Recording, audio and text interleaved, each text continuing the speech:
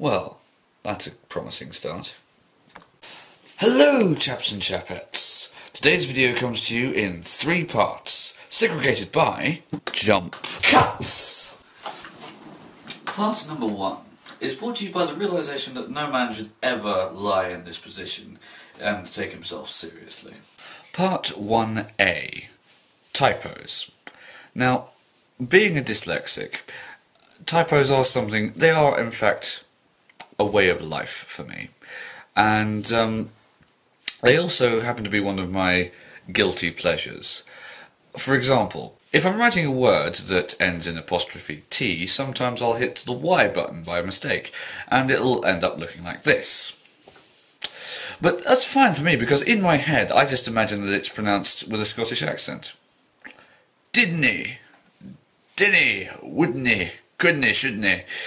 Apologies to all Scottish people, I'm really sorry for that. Also, sometimes I'll substitute a word for a homonym. Like, if sometimes I'm writing the word acting, which I often am, sometimes it comes out as actoring, which I don't think is a word, but should be. Like, I can see that on the side of a van. You know, Burns and Richmond, actoring services. Stephen, if you're watching this, we need to make this happen. Also, a typo I don't usually make anymore, although whenever I see it, it gives me a warm and fuzzy feeling, is a lot. Now, the way I remind myself how to spell this correctly is thinking that there is a lot of space between the A and the rest of the lot. But whenever I see somebody write it like this, I immediately think of, you know, perhaps a very large, fuzzy, bear-like creature, you know, big, powerful, but generally good-natured, that you just want to, you know, give a hug and stroke, perhaps.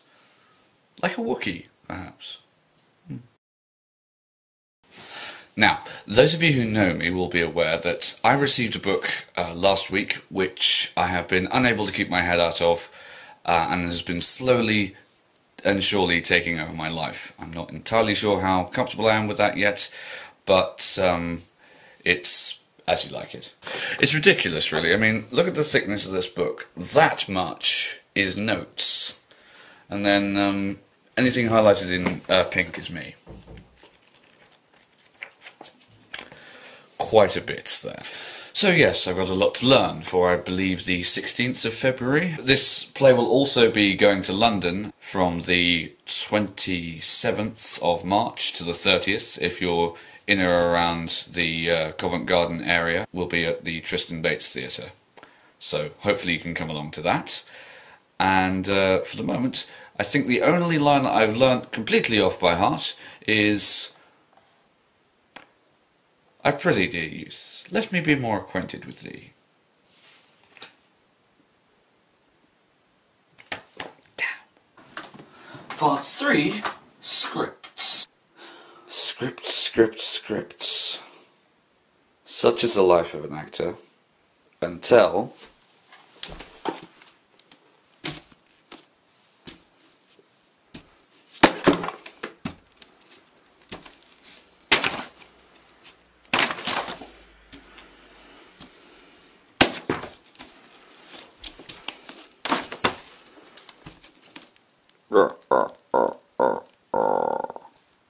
those who recognise that reference will have my undying love and respect. Oh, one quick thing I should mention before I go. Miss X Rojas, Rosiana, or Paper Time Lady on Twitter, made a video yesterday about Exeter, and there are a load of people who commented on that video who are in and around the Exeter area that I hadn't met before, who were members of the YouTube community, and I thought I should mention the fact that I had, in fact, been responsible for the first Exeter Nerdfighter gathering ever. And in answer to the question that's on most people's lips at the moment, yes, there will be another Exeter gathering as soon as I have time. I need, at the very least, a free weekend in order to put one on. And they are in very short supply at the moment. But as soon as I do have one, there will be one. In the meantime, please don't let that discourage you from organising one, and I will try my absolute utmost to make it. Thank you for watching, and until next time, remember, All the world's a stage, and all the men and women merely players, and a man in his time has his exits and entrances.